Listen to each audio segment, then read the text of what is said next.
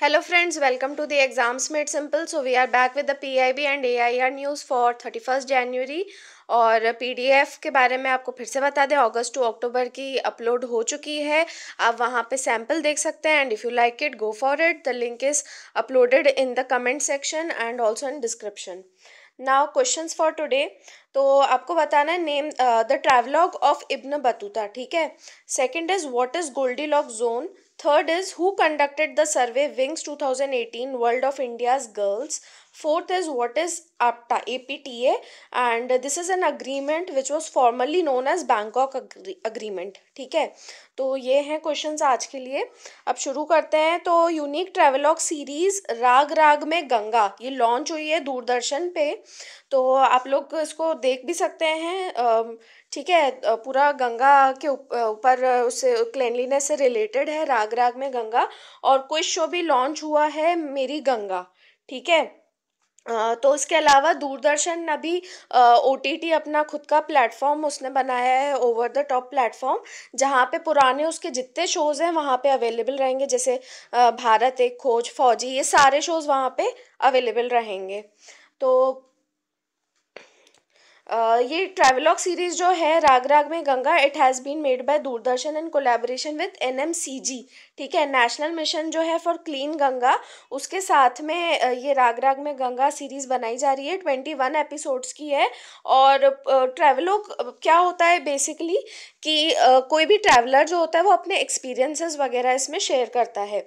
तो इन एपिसोड्स गंगा की जर्नी को कवर किया जाएगा गोमुख से गंगा सागर तक. ठीक है. और state of the art techniques का यूज़ किया, जैसे ड्रोन कैमरास, गोप्रो कैमरास वगैरह का.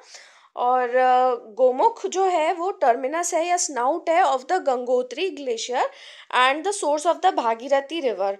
तो भागीरथी रिवर जो है वो एक प्राइमरी हेड स्ट्रीम है, एक अलकनंदा और एक भागीरथी. ठीक है. गैंजेस रिवर की गंगा की हेड स्ट्रीम है.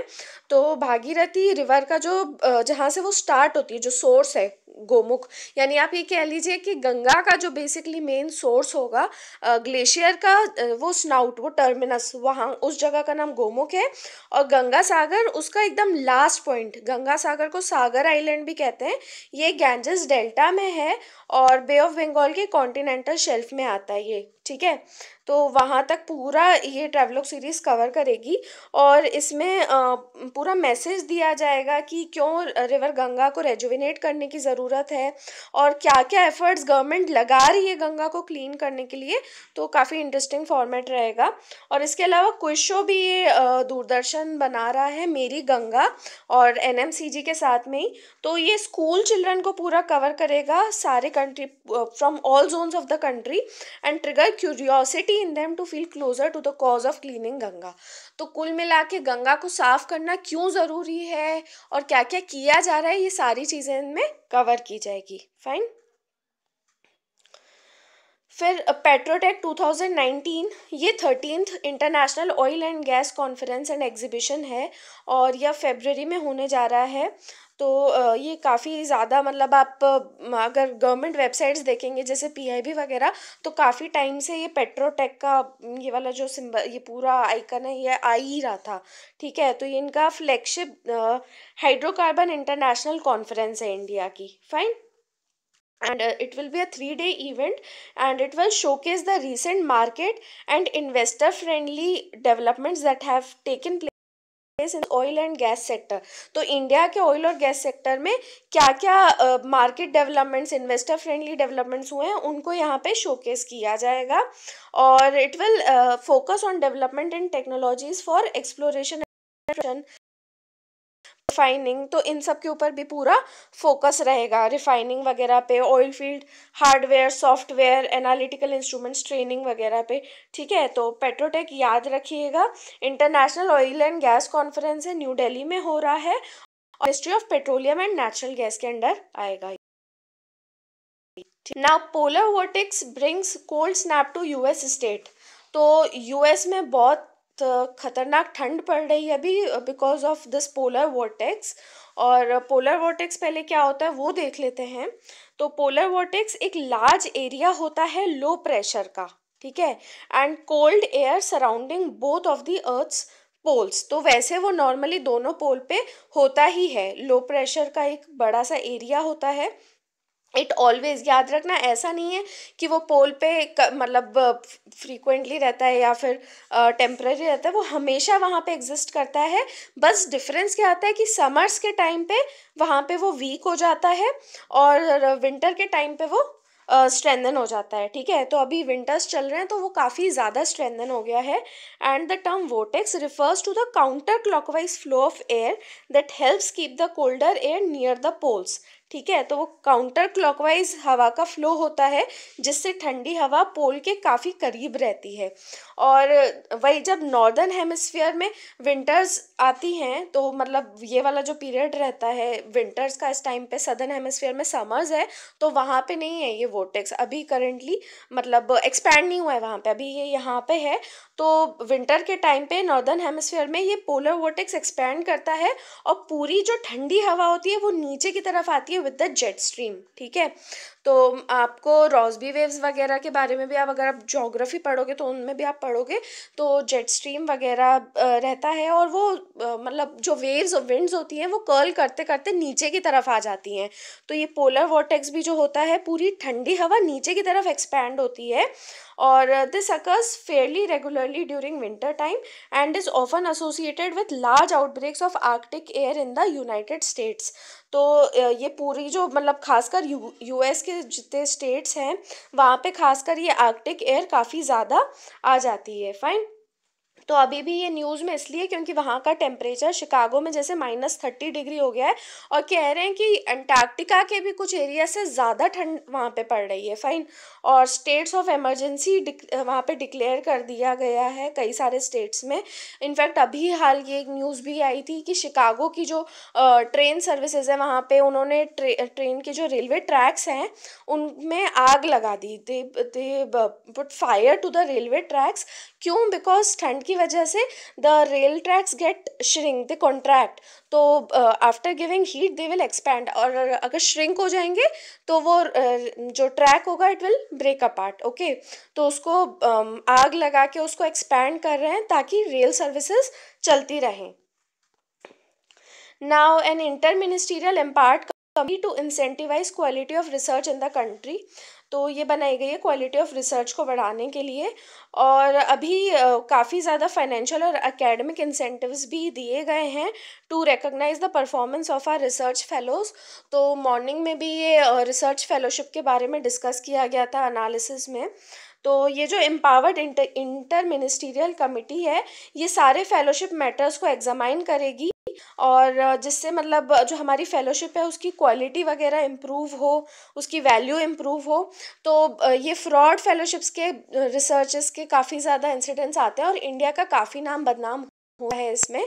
तो इसलिए कोशिश की जा रही है कि काफ़ी मतलब ऑथेंटिक रिसर्च हो सके और मतलब जर्नल्स वगैरह ज़्यादा से ज़्यादा रिलीज़ हों। फाइन, तो अभी हाइक कल ही अनाउंस किया गया है जिसको अब रिव्यू किया जाएगा पीरियोडिकली, और इसमें कई सारी स्कीम्स भी लेकर आ रहे हैं और पहले से एग्जिस्ट भी कर रही हैं ताकि रिसर्चर्स का जो ग्लोबल एक्सचेंज है वो हो सके इंडिया में। तो ये स्कीम याद रखिएगा, इसमें ये अभी टॉपिक उठाने का मेरा यही मोटिव था कि स्कीम के बारे में था वज्र, that is visiting advanced joint research faculty scheme. ठीक है, वज्र, तो ये वज्र जो है ये डेडिकेटेड प्रोग्राम है exclusively for overseas scientist and academicians with emphasis on NRI, PIO, OCI. ठीक है, तो ये खासकर ओवरसीज साइंटिस्ट लोग के लिए Vajra to work as an visiting facility for a specific period of time in Indian public funded academic और research institutions. ठीक है, तो जो इंडिया के पब्लिकली फंडेड अकेडमिक और रिसर्च इंस्टीट्यूशंस है वहाँ पे कुछ पर्टिकुलर टाइम के लिए वहाँ पे विजिटिंग फैकल्टी की तरह काम करने के लिए ये स्कीम है। और खासकर इसमें एम्फेसिस जो रहता है वो एनआरआईज, पीआईओज और ओसीआईज पे रहता है। Okay, and this scheme recognises the value for collaborative research. ठीक है, तो इन्फॉर्मेशन शेयरिंग, कोलैबोरेटिव रिसर्च काफ़ी ज़्यादा ज़रूरी है ग्लोबली कि मतलब एक्सचेंज ऑफ नॉलेज होता रहे और ज़्यादा से ज़्यादा हमारी भी जो नॉलेज और स्किल्स हैं वो अपग्रेड होती रहे, इसलिए ये प्रोग्राम है। और जो अभी हाइक हुआ है उसमें यहाँ पे दिया गया है कि जूनियर रिसर्च फेलोज के लिए 25,000 से 31,000 पर मंथ, सीनियर रिसर्च के लिए 35,000 कर दिया फिट के, और जो रिसर्च एसोसिएट का जो एकदम टॉप ब्रैकेट है उसका 54,000 कर दिया गया है। ओके, इसके अलावा there was a news about digital currency Aber. ठीक है, तो ये डिजिटल करेंसी लॉन्च की है सेंट्रल बैंक्स ऑफ यूएई और सऊदी अरेबिया ने। ये कॉमन डिजिटल करेंसी है एबर, और इसका यूज़ किया जाएगा for financial settlements between the two countries through blockchains and distributed laser technologies. ठीक है, तो ये याद रखिएगा, एबर किस किस की है? पहली बात तो यूएई और सऊदी अरेबिया की है। फिर यहाँ पे जो टर्म्स हैं उनके बारे में मैं आपको एक बार शॉर्ट में बता दूं। तो डिजिटल करेंसी क्या होती है कि एक पेमेंट मेथड होता है जो कि केवल इलेक्ट्रिक फॉर्म में होता है और टेंजिबल नहीं होता। इट्स नॉट लाइक कैश या कार्ड जो आप सामने से एक्सचेंज करो, वो ऑनलाइन रहता है इलेक्ट्रॉनिक फॉर्म में। Okay, and it is not tangible. तो वो it can be transferred between entities और users with the help of technology. तो कंप्यूटर स्मार्टफोन का यूज़ करके आप ट्रांसफ़र कर सकते हो। ठीक है, और ब्लॉकचेन क्या होता है? ब्लॉकचेन एक ग्रोइंग लिस्ट ऑफ रिकॉर्ड्स होता है जिनको ब्लॉक कहते हैं, which are linked using cryptography. तो हर ब्लॉक में एक क्रिप्टोग्राफिक हैश होता है of the previous block, a time stamp and transaction data. तो क्या होगा कि इसमें ब्लॉक्स रहते हैं, और जैसे कोई पर्टिकुलर ब्लॉक है, ठीक है, तो यहाँ पे इसका जो पिछला वाला ब्लॉक क्या ट्रांजैक्शन हुआ है पिछला, उसका पूरा इसमें डिटेल्स होती हैं। ठीक है, तो सारी की सारी डिटेल्स विथ टाइम और क्या ट्रांजैक्शन यहाँ पे हुआ, हर चीज़ पूरी अवेलेबल रहती है। फाइन। और डिस्ट्रीब्यूटेड लेजर क्या होता है? ये एक डेटाबेस होता है that is consensually shared and synchronised across multiple sites, institutions और जोग्राफीज। ठीक है, तो इसमें मतलब it allows transactions to have public witnesses. तो ये पूरा डेटाबेस जितना भी रहेगा लेजर का, यानी जितने भी ट्रांजैक्शंस होंगे वो अलग अलग साइट्स पे, अलग अलग इंस्टीट्यूशंस में पूरा शेयर्ड रहता है, और इसकी वजह से इस पर साइबर अटैक जो होता है वो डिफ़िकल्ट हो जाता है। Now the last news for today, UNESCO has declared 2019 as the International Year of the Periodic Table of Chemical Elements। तो याद रखना, पहली बात यूनेस्को ने डिक्लेयर किया है इसी साल को 2019 को international year of periodic table of chemical elements. क्यों किया है? Because it is the 150th birthday of the periodic table of chemical elements. ठीक है, तो जो ये पीरियोडिक टेबल है ये पहली बार पब्लिश की थी रशियन साइंटिस्ट डिमिट्री मेंडेलीव ने 1869 में। ठीक है, तो 1869, तो 150 ईयर्स हो गए हैं, and like it is the 150th birth anniversary, तो आपको ये पीरियोडिक टेबल का भी याद रखना पड़ेगा, 150th एनिवर्सरी है। फाइन। और पीरियोडिक टेबल जो साइंस स्टूडेंट्स नहीं है वैसे तो सबको ही पता होगा। तो ये है क्या केमिकल एलिमेंट्स का? ये एक टेब्यूलर अरेंजमेंट है केमिकल एलिमेंट्स का, जो कि एटॉमिक नंबर, इलेक्ट्रॉन कॉन्फ़िगरेशन और रेकरिंग केमिकल प्रॉपर्टीज़ के हिसाब से एक टेबल में अरेंज किए गए हैं। Fine. So that is all about the news and AIR। और कुछ न्यूज़ आइटम्स मुझे एक्स्ट्रा भी जो इम्पोर्टेंट है वो मैं आपके साथ में शेयर कर लेती हूँ। तो आप भी अपना फीडबैक मेरे साथ शेयर करते रहिए, and keep sharing your love also, and